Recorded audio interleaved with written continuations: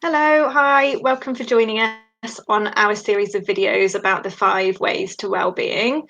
I'm Lizzie, and we've also got Lorna and Becca, and we all work for Mid and North Powys Mind. So thanks for joining us. And we hope you enjoyed last week's video about feeling connected. We've also heard some feedback from some of you about how you got on with the challenge that we set. We'll also do a challenge at the end of today's video as well, so we'd love to hear from you about that one as well. We all took part in the challenge last week as well. I made an effort to contact my friend Catherine, who lives in Bristol. Normally we'd text or sometimes talk on the phone, but we made a time to meet on Zoom and have a video call and share a cup of tea together, which was lovely. What about you, Lorna and Becca? I made an effort to write a letter to a friend of mine in West Wales, who I know has no internet connection and she loves receiving letters. So I actually got round and sat down and did that. Great. Yeah, and I've been doing some socially distanced bike rides with my friend, which is not difficult because I've been the only one on an electric bike, so it wasn't hard for me to stay in front on that one. Okay, sounds good.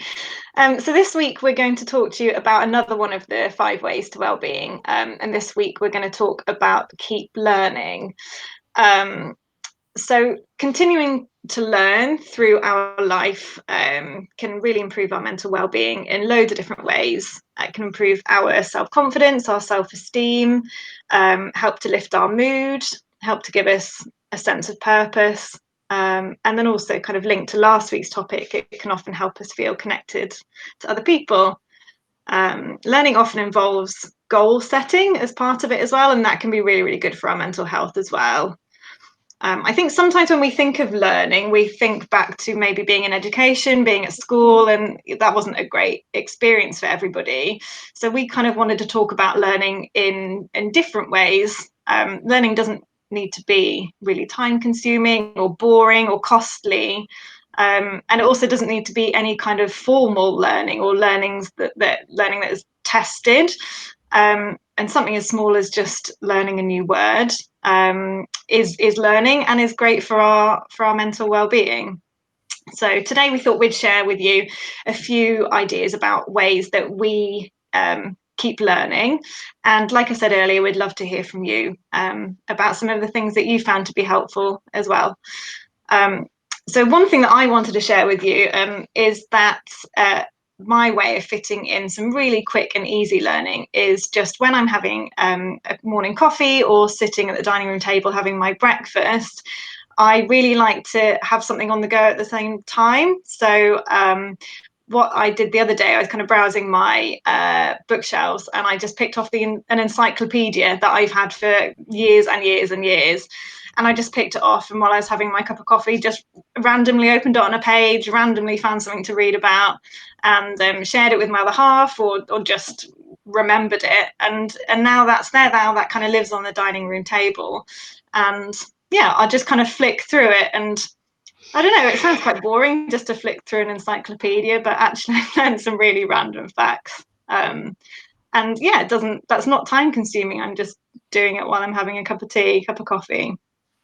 And I think reading in general is a really good way of learning. I think some people think of reading as just a pastime or a hobby or something quite I don't know, like nice to do before you go to bed or something like that. But actually, you're learning the whole time, whether you're reading a story or whether you're reading an actual kind of non-fiction factual book. And it can just be a really nice, relaxing way of constantly gaining information. So that's kind of my quick idea of some quick learning. Lorna, what about you? What have you found to be useful? Well, I agree with the reading because it can take you anywhere in the world and you learn about all parts of the world just subliminally while you're reading. So I think that's a fabulous way of doing it. But the other thing about learning is it could be 5 minutes, an hour, or as the BBC would say, bite size, because that's how learning is. And it's really good, particularly if you're doing something like a hobby. So if you want to learn how to crochet or knit or something to do with a garden, then it can take however long or however short you have. One of the things I do is that when I don't know something, I jot down what it is I don't know.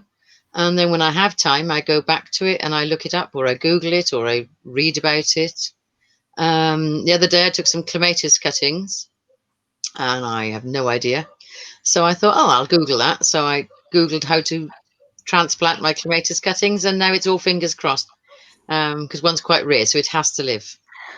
But it could be anything. And that whole thing about if you want to go to a group and learn something like flower arranging or woodwork, and not only are you learning, but you're actually meeting people who want to learn the same stuff as you. So you have that whole like-minded peer group who you get to make great friends with, and just hang out with people, whether it's online or physically. It's just a marvelous way of having that social interaction and learning at the same time. And learning doesn't have to be, as you said, massive. It doesn't have to be formal, although it's great if it is. But it could just be learning about a Harry Potter spell from that book you've been reading. And that's it. Learning can be fun. It doesn't have to be boring. It doesn't have to be stale. It can just be what interests you. And for me, I think the most important thing is not to let fear hold you back. That fear of failure. I'm not going to do that because I won't succeed, or I'm not going to sign up for that course because I won't. I can't flower arrange, so I'm not going to give that a try. Don't let fear hold you back. Do it. And don't let age hold you back either. Just go out and enjoy it. The worst that can happen is that you're not good at it, but you better go. So Yeah, and I think it's following on from your point about groups and being in a group and learning things together, is that you're also learning about other people when you're in those groups as well. Like, you know, Sandy might really love this, or she might really hate this. So you're learning about other people, and also through learning about other people, you can also learn about yourself, which is still a valid point of learning as well. And one of the ways you might do that is through therapies and things like that, like CBT. Some of the videos we've got up on our Facebook at the moment are all about learning about yourself, learning about your thoughts and your feelings and your behaviors and how they affect you, and how you know, just learning that about yourself can help you feel better. So there's lots of different ways you can learn. It's not like, you know, as the guys have been saying, it's not just passing a test or knowing something that somebody else doesn't know. It's learning about the world around you, and that's things, and it's people, and it's yourself. Yeah, no, absolutely. I think learning about yourself was something I hadn't really thought about actually, but like you say, Becca, that's a really valid way of learning. And another thing that I found really useful is to listen to podcasts when I'm walking the dog or tidying the house. So I've just got an app on my phone, and you can access a whole library of tons of different podcasts, which are just kind of almost like radio programs that are pre-recorded, so they're online. And you can choose absolutely any topic that you're interested in. My background psychology, so I'm really interested in listening to some of those kind of more psychology based ones, and that you're constantly learning not only about kind of new research and different things about psychology and mental health, but also learning about yourself a lot. And I think there's something quite therapeutic, quite rewarding about learning about yourself. For example, things like, I don't know, habits or behavior change, and you're learning about it just while you're doing something else, while you're out for a walk, but you've got, you know, your headphones in listening to a podcast. So that's another thing, and that's free to access. And then also, I think in terms of learning as well, doing something creative can be linked to that. So whether that's learning a new creative hobby, and I think there's something about not only learning a new skill and improving on it and practicing it and seeing a final product or thing that you've made, but also I think there's something quite good about just tapping into that kind of creative side of us that often we just, you know, when we're getting on with normal day-to-day life, that doesn't really get much attention. So kind of starting a bit of a project and something maybe creative can also be a good way. There's YouTube videos that are also quite useful to tap into. Again, they're free kind of online tutorials that can really help if you did want to start a new skill, whether that's creative or not. Over lockdown, I've set myself my own little challenge, and I'll see if I can show you. You might not be able to see, but I tried to, I don't know if you can see that, start lino cut printmaking, which is something I've never done before. Well, I say I've never done. I tried at school when I was about 10 and completely forgot. So I carved into a piece of lino the image of a bird, and then you put ink on it, and then you print it and make cards. Thank you. So that's something I've never done before, and I found that really rewarding and really good for my mental well-being. So yeah. And those projects and those longer term learning things, they can involve things like college courses, you know, going back to doing, you know, maybe you were interested in something in school, but you never got to, you know, get that degree in it or that certification in it, and you can go back and do those college courses. Obviously it's a bit harder in mid Wales because the colleges aren't as local as they used to be, but like you know, some colleges around here still offer those evening classes or those nighttime classes that you can get certified in things.